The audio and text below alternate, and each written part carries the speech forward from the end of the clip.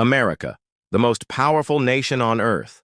Satellites in the sky, spies in every corner, trillions spent on defense. Yet 19 men changed history in a single morning. September 11, 2001. Terror struck the heart of the United States. 4 planes hijacked. 2 slammed into the Twin Towers. 1 ripped into the Pentagon. The last crashed in a Pennsylvania field. Nearly 3,000 innocent lives lost. The question still burns. How did the U.S. fail to stop it? The answer lies in arrogance and blind spots. Long before 9/11, the seeds of disaster were planted. During the Soviet-Afghan War, America armed militants. Those fighters evolved into extremist networks. At their core, Osama bin Laden. He built al-Qaeda to strike the West. The CIA tracked fragments of information. The FBI followed suspicious men inside America.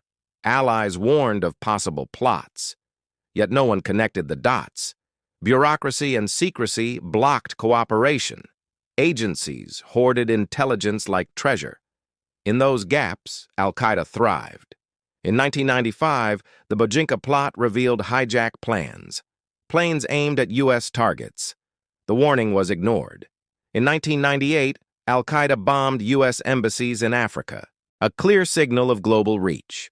But Washington underestimated the threat. In 2000, the USS Cole was attacked, yet America still looked away. Then came August 2001.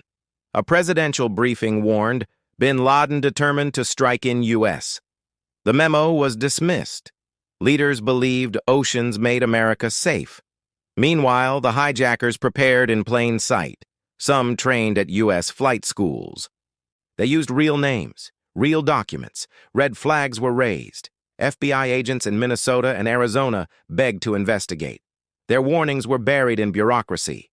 The system silenced those who spoke up. The plot hid in plain sight.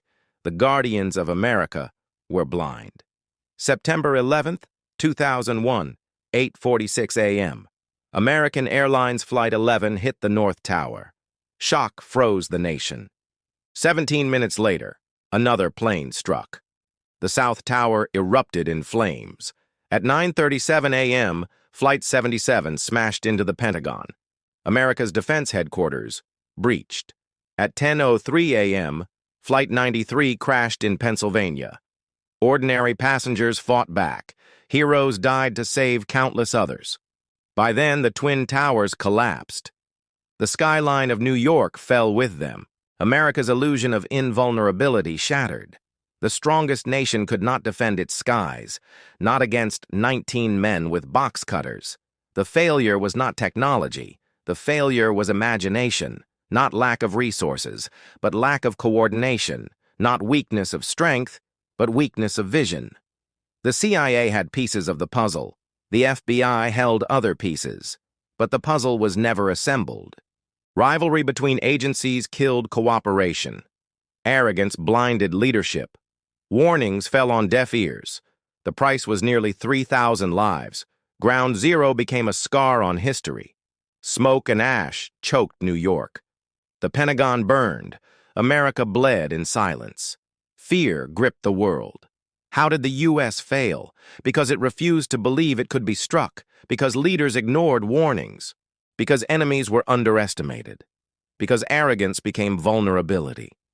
In the aftermath, America struck back. Trillions spent on the war on terror. Afghanistan invaded. Iraq toppled. Al-Qaeda hunted. But none of it erased the truth. The attacks succeeded because of failure at home. Failure to connect intelligence. Failure to act on warnings. Failure to imagine the unimaginable.